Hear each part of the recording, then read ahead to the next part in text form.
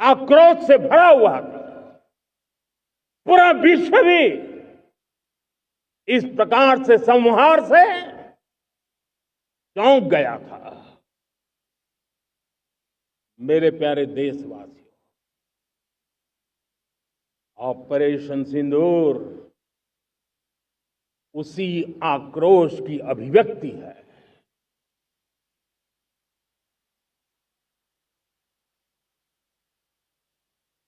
बाईस तारीख के बाद हमने हमारे सेना को खुली छूट दे दी। रणनीति वो तय करे, बिना रुकावट, बिना हिचकिचाहट हमारी सेना अपना पराक्रम करती रही।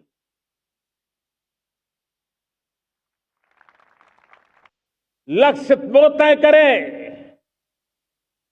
समय भी वो चुने, और हमारी सेना ने वो करके दिखाया जो कई दशकों तक कभी हुआ नहीं था। सैकड़ों किलोमीटर दुश्मन की धरती पर घुस करके आतंकी हेडक्वार्टर्स को मिट्टी में मिला दिया। आतंकी इमारतों को खंडहर बना दिया।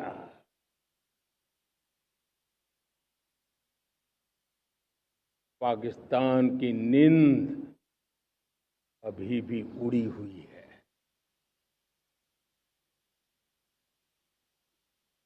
पाकिस्तान में हुई तबाही इतनी बड़ी है कि रोज नए नए खुलासे हो रहे हैं, नई नई जानकारियां आ रही हैं।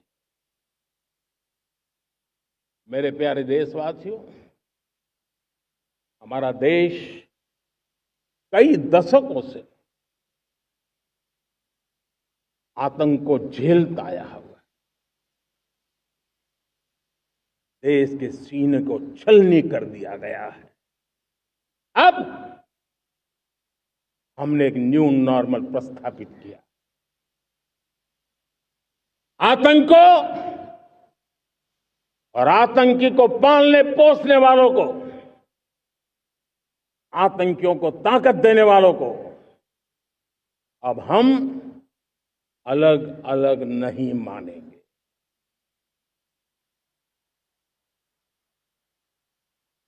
वो मानवता के समान दुश्मन है, उनके बीच कोई फर्क नहीं है। अब भारत ने तय कर लिया है कि न्यूक्लियर की धमकियों को अब हम सहने वाले नहीं हैं।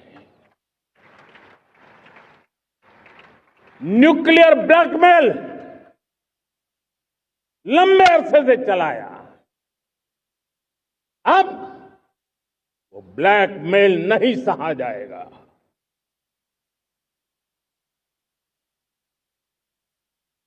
आगे भी अगर दुश्मनों ने ये कोशिश जारी रखी,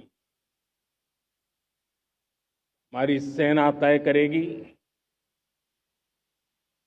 सेना की शर्तों पर, सेना जो समय निर्धारित करे उस समय पर, सेना जो तौर तरीके तय करे उस तौर तरीके से, सेना जो लक्ष्य तय करे उस लक्ष्य को अब हम अमल में ला करके रहने वाले हैं। हम मुंह तोड़ जवाब देंगे। मेरे प्यारे देशवासियों, भारत ने तय कर लिया है, खून और पानी एक साथ नहीं बहेंगे।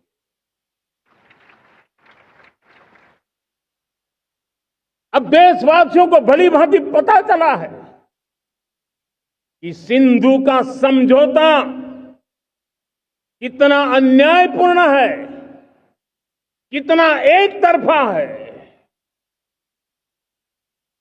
भारत से निकलती नदियों का पानी दुश्मनों के खेत को सींच रहा है और मेरे देश के किसान, मेरे देश की धरती पानी के बिना प्यासी है।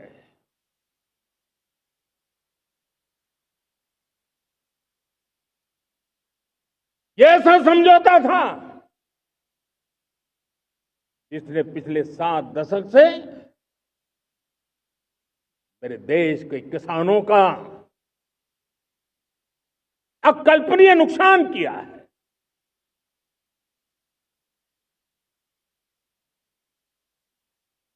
अब हिंदुस्तान के हक का जो पानी है उस पर अधिकार सिर्फ और सिर्फ हिंदुस्तान का है, हिंदुस्तान के किसानों का है।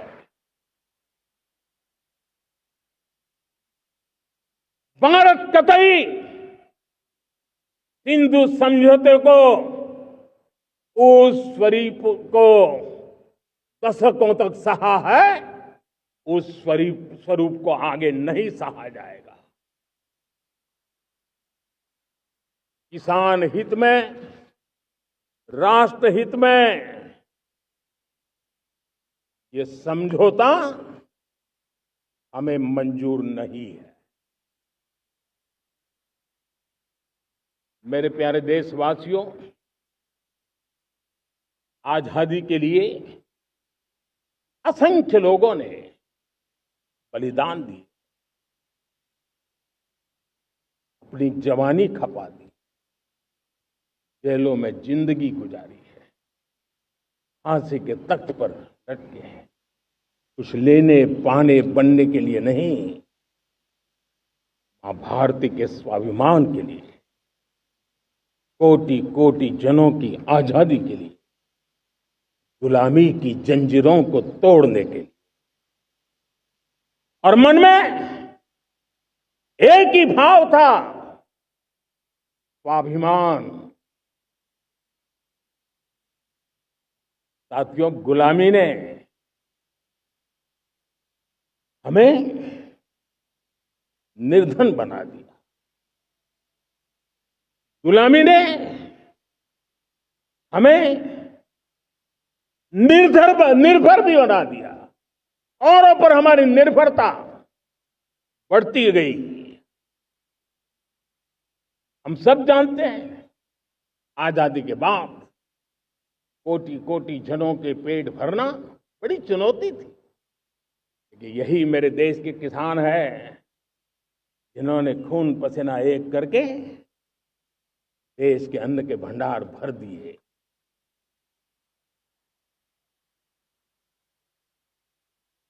अनाज के संबंध में देश को आत्मनिर्भर बना दिया। एक राष्ट्र के लिए आत्मसम्मान की सबसे बड़ी कसौटी आज भी उसकी आत्मनिर्भरता है।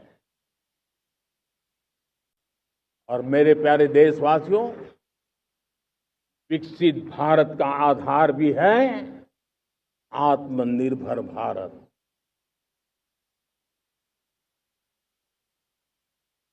जो दूसरों पर ज्यादा निर्भर रहता है उसकी आजादी पर उतना ही बड़ा प्रश्न चिन्ह लग जाता है। और दुर्भाग्य तो तब बन जाता है जब निर्भरता की आदत लग जाए,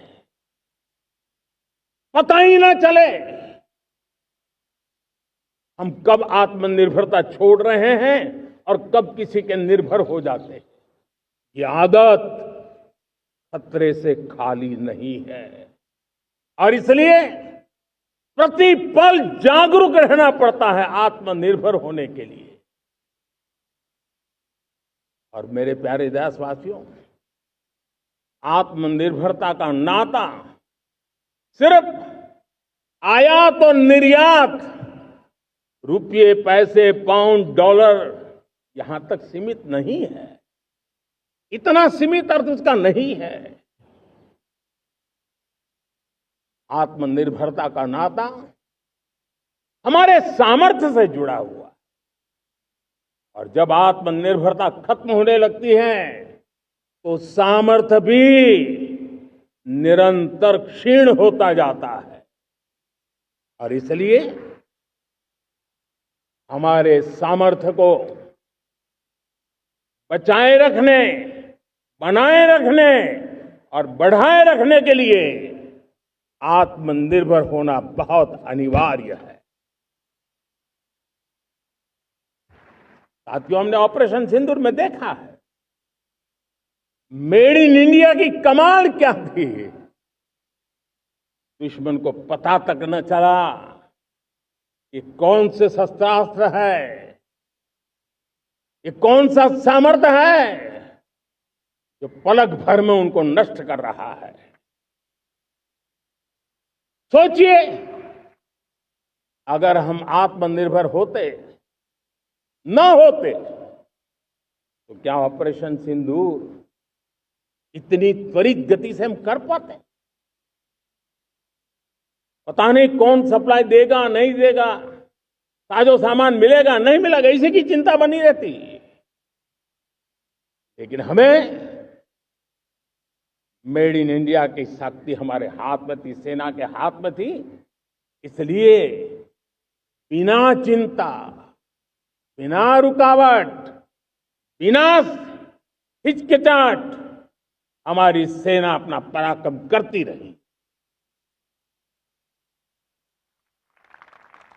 और ये पिछले 10 साल से लगातार डिफेंस के क्षेत्र में आत्मनिर्भरता पर हम एक मिशन लेकर के चले हैं, उसके नतीजे आज नजर आ रहे हैं।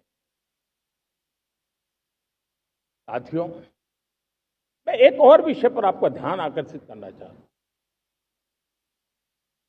ये बात से कोई इनकार नहीं कर सकता कि 21वीं सदी टेक्नोलॉजी ड्रिवन सेंचुरी है। और जब टेक्नोलॉजी ड्रिवन